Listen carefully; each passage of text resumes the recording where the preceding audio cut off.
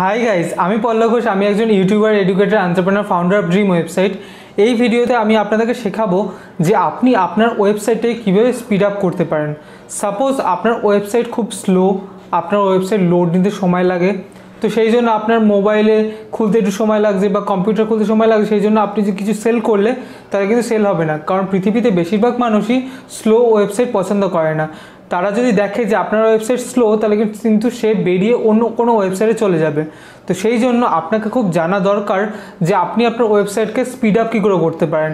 সেই জন্য এই টিউটোরিয়ালটা পুরোটা দেখলে আপনি পুরোটা শিখে যাবেন যে আপনার একটা বেসিক ওয়েবসাইট হোক বা ই কমার্স ওয়েবসাইট হোক বা আপনার ব্লগ ওয়েবসাইট হোক, সেটাকে আপনি কিভাবে আরও বেশি করে স্পিড আপ করতে পারেন এবং সেখান থেকে আপনি বেশি লিড জেনারেট করতে পারেন।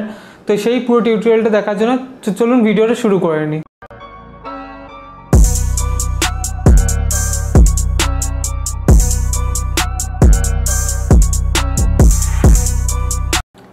তো এখন আমি চলে এসেছি আমার কম্পিউটার স্ক্রিনে।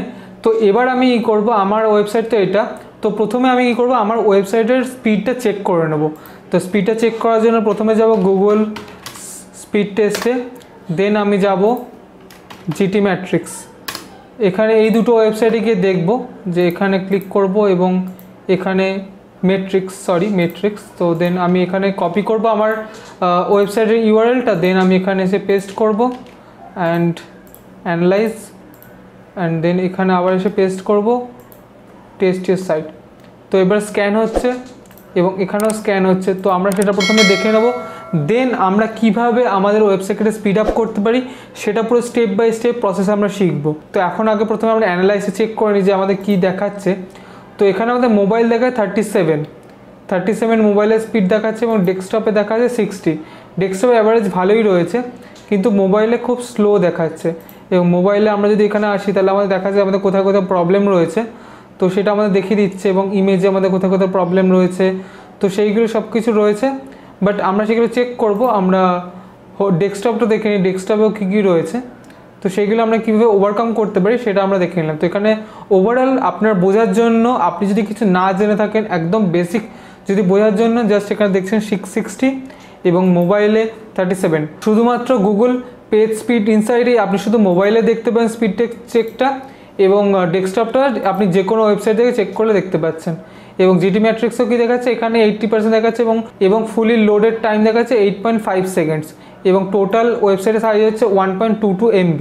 তো সেটা আমরা দেখে নিয়েছি। এবারে আমরা দেখব কি যে আমাদের ওয়েবসাইটে কীভাবে আমরা অপটিমাইজ করতে পারি।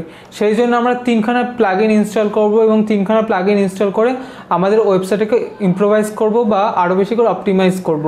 তো আমরা ব্যাকএন্ডে চলে আসবো, এটা আমাদের ওয়েবসাইটের ফ্রন্ট এন্ড।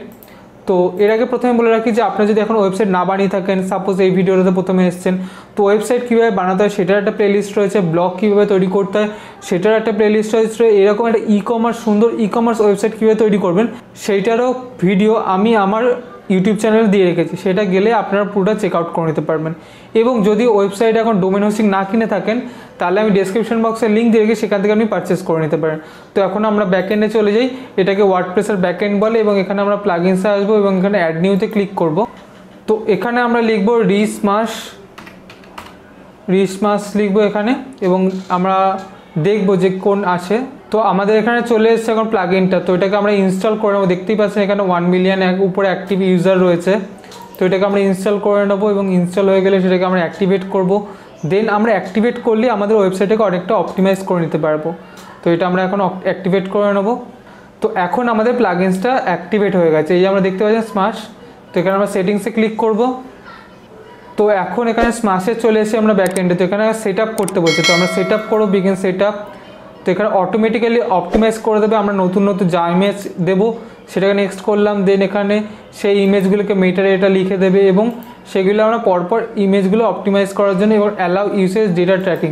আপনি যদি ডেটা ট্র্যাক করতে চান তাহলে আপনি করতে পারেন, না করতে চাইলে এখানে আনটিক করা ছিল সেটাই ক্লিক করে দেবেন। তো এখন এখানে চেকিং ইমেজ করছে, এখানে যতগুলো আমার ওয়েবসাইট ইমেজ দেওয়া রয়েছে সেগুলো পুরোটা চেক করছে। চেক করা হয়ে গেছে এখন। তো এখানে দেখতে পাচ্ছেন 185 অ্যাটাচমেন্ট রয়েছে। তো দেন আমি এখানে নিচে আসার আগে এখানে রিসাইজ ইমেজে এখানে ক্লিক করব, এবং রিসাইজ ইমেজে ক্লিক করে এখানে আমি উপরে দিয়ে দেবো, এবং কতটা রিসাইজ হবে সেটার এখানে পার্সেন্টেজটা দেওয়া রয়েছে অলরেডি। তো আমাদের এখন ইমেজের পার্সেন্টেজ দেওয়া রয়েছে উইথ এবং হাইটের, তো সেটার বদলে আমি এখানে 1080x1080 করে দিলাম। তো এখানে আমি করে দিচ্ছি এবং আপডেট সেটিংস করে দিচ্ছি। তো সেটা এখন সেভ হয়ে গেছে। তো এবার আমরা এখানে উপর নিচে দেখে নেবো আমাদের কিছু আলাদা আছে কিনা চেঞ্জ করার। তো ইমেজ সাইজ অল সব করা দেখি চেক করবে এবং সেগুলো আমরা যেগুলো আগে থেকে চেঞ্জ করলাম সেগুলো, এবং প্রোতে এখানে রয়েছে অনেক কিছু, কিন্তু প্রোতে আমরা কিছু যাব না, আমরা জাস্ট ফ্রিতে কী কী রয়েছে সেগুলো আমরা দেখে নেব।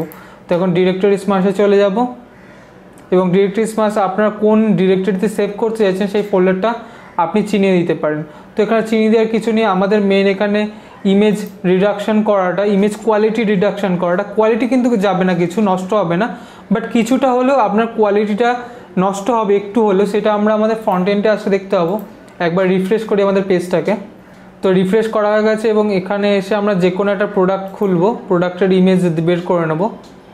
তো সাপোজ আমি এই ইমেজের ক্লিক করলাম, দেন আমি এইখানে যদি এই ইমেজটা আমি রাইট ক্লিক করে ওপেন ইমেজ করি, তো দেন আমি দেখতে পাবো যে আমাদের ইমেজটা কত বড় দেখাচ্ছে, এত বড় দেখাচ্ছে। দেন আমি যদি এখানে এসে এখানে ইমেজ সাইজে বাল্ক স্মাশে এখানে ক্লিক করে এখানে যদি আরেকটু ছোট করে দিই, এখানে 512x512, দেন আমি এখানে আপডেট সেটিংস করে দিচ্ছি। দেন তারপরেও যদি আমি আবার এখানে এসে রিফ্রেশ করি, রিফ্রেশ করার পর রাইট ক্লিক করে আবার ওপেন ইমেজ করব, দেন ওপেন ইমেজ করে দেখতে পাচ্ছি আমাদের ইমেজটা কিন্তু এত বড় দেখাচ্ছে, কিন্তু এটা আর একটু আগের থেকে অনেকটা কোয়ালিটি কমেছে অবশ্যই। তো এখানে আমরা দেখতে পাচ্ছি। তো আপনি যদি চান আরও কমাতে পারেন, তাহলে কী হবে যে আপনার ইমেজের কোয়ালিটিটা পুরো অনেকটাই নষ্ট হয়ে যাবে। তো সেক্ষেত্রে এটা নর্মালি থাক। দেন আমরা সেটিংসে একবার চেক করে নিই সেটিংসে আমাদের কিছু করতে হবে কি না। তো সেটিংস চলে এসেছে এবং ট্রান্সলেশন ইংলিশ রয়েছে, এখন ডেটা এখানে কিপ ডেটা রয়েছে। তো এখানে আমাদের কিছু সেরকম চেঞ্জ করা কিছু নেই। তো এইভাবে আমাদের ইমেজটাকে অপটিমাইজ করতে পারি এই স্মাশ এই টুলটার মাধ্যমে বা প্লাগইনসটার মাধ্যমে। দেন আমরা কি করব, আমরা জেটপ্যাক নামের একটা প্লাগইন ইনস্টল করব, সেটাখানে আবার অ্যাড নিউতে ক্লিক করব এবং অ্যাড নিউতে ক্লিক করার পর আমরা দেখে নেব জেটপ্যাকটা কোথায় রয়েছে। তার আগে আপনাদেরকে বলে রাখি, আপনারা যদি আপনাদের ওয়েবসাইটে এক্সট্রা থিমস বা এক্সট্রা প্লাগইনস রেখে থাকেন তাহলে সেগুলো ডিলিট করে দেবেন, কারণ এক্সট্রা থিম লাগলে অনেকটা হোস্টিংয়ে জায়গা খেয়ে নেয়, সেই ক্ষেত্রে আপনার হোস্টিং সার্ভার থেকে আপনার ওয়েবসাইটকে স্লো করে দেবে। তো আপনি যেই থিমে কাজ করছেন শুধু সেই থিমটাকেই রাখবেন এবং যে কটা প্লাগইনস নিয়ে আপনি কাজ করছেন সেই কটা প্লাগইনসই রাখবেন, তাহলে আপনি যদি বেশি ইউজ করতে থাকেন তাহলে কিন্তু আপনার ওয়েবসাইটকে স্লো করে দেবে। তো এখন আমরা এখানে জেটপ্যাকে ক্লিক করব, জেটপ্যাক। তো জেটপ্যাক এখন আমাদের সামনে চলে এসেছে, কারণ 5 মিলিয়ন ইউজার ইউজ করছে এটাকে। তো আমরা এখন ইনস্টল করে নেব বাই অটোমেটিক, এটা দেখে নেবেন এবং আপনারা দেখলেই বুঝতে পারবেন যে 5 মিলিয়ন ইউজার ইউজ করছে এটাকে ওয়েবসাইটের জন্য। তো এটা ইনস্টল করে নিয়ে আমরা অ্যাক্টিভেট করে নেব, অ্যাক্টিভেট।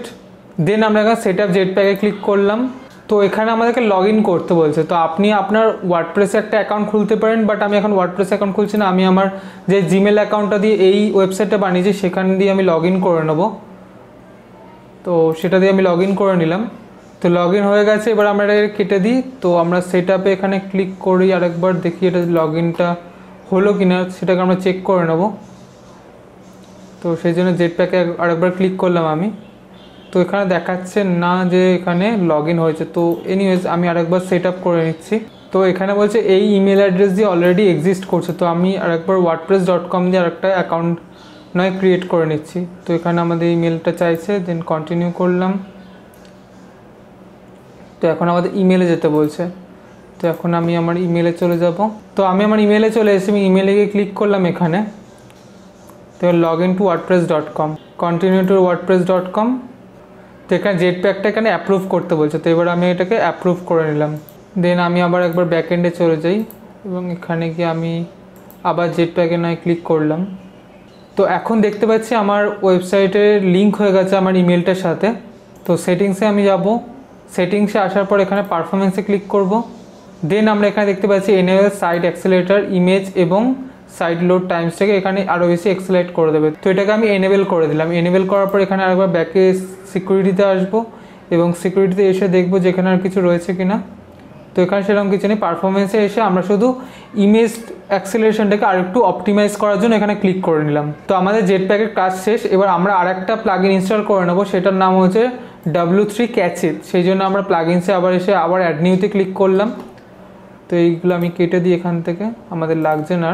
তো W3, তো এখানে চলে এসেছে W3 টোটাল ক্যাচে। তো এটাকে আমরা ইনস্টল করে নিচ্ছি এবং ইনস্টল করে নিয়ে এটাকেও আমরা অ্যাক্টিভেট করে নেব। অ্যাক্টিভেট, তো W3 ক্যাচেতে চলে যাব এবং সেখানে সেটিংসে যাব। আমি সেটিংসে ক্লিক করলাম। তো এখানে এসে এটাকে আমরা এনেবেল করে দিচ্ছি। তো এনেবেল করার পর এখানে আগে এটা এনেবেল হয়ে গিয়ে আমরা সেভ করে নেব।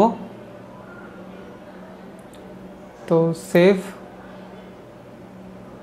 দেন এটাকে পেজ ক্যাচে এনেবেল, সেভ করব, সেভ করব। তো উপর থেকে আমরা এবার দেখতে দেখতে আসবো পেজ ক্যাচে আমরা এনেবেল করে দিয়েছি। তো দেন আমরা এখানে ব্রাউজার ক্যাচে, অবজেক্ট ক্যাচে রয়েছে, ব্রাউজার ক্যাচেটা এখান থেকে আমরা এনেবেল করাই রয়েছে অলরেডি, কারণ আমাদের HTTPS রয়েছে অলরেডি আমাদের ওয়েবসাইটে। এখানে তালাতে ক্লিক করলেই দেখতে পাচ্ছেন যেখানে তালা দেওয়া রয়েছে, তার মানে HTTPS রয়েছে অলরেডি। দেন আমরা এখানে নিচে আসবো, এখানে প্রক্সি রয়েছে, ইউজার এক্সপিরিয়েন্স রয়েছে। নিচে এসে এখানে মিসলেনিয়াসে আসবো এবং এখানে এসে আমরা তো এখানে ক্লিক করে নিয়ে এবার এটাকে সেভ অল সেটিংসে ক্লিক করে নিলাম। তো আমাদের W3 টোটাল ক্যাচেতে আমাদের সব কিছু করা হয়ে গেছে। দেন আমি আবার এখানে পেজ স্পিডে আসবো। তো এখন মানে আমাদের ওয়েবসাইটটা মোটামুটি পুরো অপটিমাইজ করা হয়ে গেছে ইমেজটাকে, এবং ইমেজ বাদ দিয়ে আদার্স যে ইমেজগুলো রয়েছে ছোটোখাটো সেগুলো নিয়ে পুরো টোটাল পেজটাকে স্পিড একটু বাড়ানোর চেষ্টা হয়েছে। তো আমরা দেখে নেবো আমাদের ওয়েবসাইটে কতটা স্পিড ইনক্রিজ হলো। তো এখানে আসবো এবং এখানে এসে আবার অ্যানালাইজে ক্লিক করব এবং এখানে এসে আমি ব্যাকে যাব। ব্যাকে গিয়ে এটাকে আবার টেস্টিওর সাইটে ক্লিক করব। তো এখানে অ্যানালাইজ হচ্ছে, এখানে অ্যানালাইজ হচ্ছে। তো এখন আমাদের চলে এসছে আমাদের কাছে পুরোটা রিপোর্টটা। তো দেখতেই পাচ্ছেন এখানে অনেকটা ইমপ্রুভ হয়ে গেছে, 97% এখানে ইমপ্রুভ হয়ে গেছে। তো এখানে আমাদের অনেক কিছু গ্রিন গ্রিন গ্রিন গ্রিন হয়ে গেছে। এবং আমি যদি এখানে যাই, এখানে 60 থেকে 67% হয়ে গেছে। এখানে আরেকটু বেশি ইনক্রিজ কেন দেখতে পাচ্ছেন না আপনাদেরকে সেটা আমি বলে দিচ্ছি, কারণ এখানে একটা ই-কমার্স ওয়েবসাইট রয়েছে এবং এখানে আপনি যদি আসেন আমাদের ফ্রন্ট এন্ডে, এখানে আসলে এখানে অনেক রকমের ইমেজ দেখতে পাচ্ছেন। তো এখানে এক একটা পুরো HD কোয়ালিটি ফটো দেওয়া রয়েছে এবং কিছু কিছু আরও বেশি কোয়ালিটি 4K ফটো দেওয়া রয়েছে, সেই জন্য অনেক বড় বড় ইমেজ রয়েছে।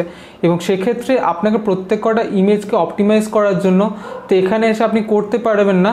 তো সেই জন্য আপনাকে কিছু ম্যানুয়ালি অপটিমাইজ করতে হবে। তার মানে হচ্ছে আপনাকে এই যে ইমেজগুলো আপনি আপলোড করবেন সেটাকে আপনাকে ম্যানুয়ালি আপনাকে ইমেজের রেজুলেশন কমিয়ে নিয়ে সেটাকে আপলোড করে সেটাকে আপনাকে পুরো অপটিমাইজ করতে হবে। সেই জন্য এখানে অতটা হয়নি, কিন্তু এখানে আপনারা দেখতে পাবেন GT মেট্রিক্সে, তো সেখানে অনেকটা ইমপ্রুভ হয়ে গেছে। আই হোপ আপনারা বুঝে গেছেন যে আপনাদের ওয়েবসাইটে কীভাবে পেজের স্পিড আপ করতে হয়, এবং এই প্রসেসগুলো আপনারা অ্যাপ্লাই করলে আপনার ওয়েবসাইটে আপনার পেজের স্পিড অনেক বেশি ইনক্রিজ হবে। এবং লাস্টে যেটা বললাম, কিছু কিছু ফটো আপনাকে ম্যানুয়ালিও চেঞ্জ করতে হতে পারে। এই ভিডিওটা ভালো লেগে থাকলে ভিডিওটা প্লিজ লাইক করবেন, শেয়ার করবেন এবং কমেন্ট করে জানাবেন যে আপনাদের কেমন লাগলো। And don't forget to follow me on Instagram @IamPallab Ghosh, and please subscribe to my channel for no more information about advanced digital marketing in Banglate. Thank you.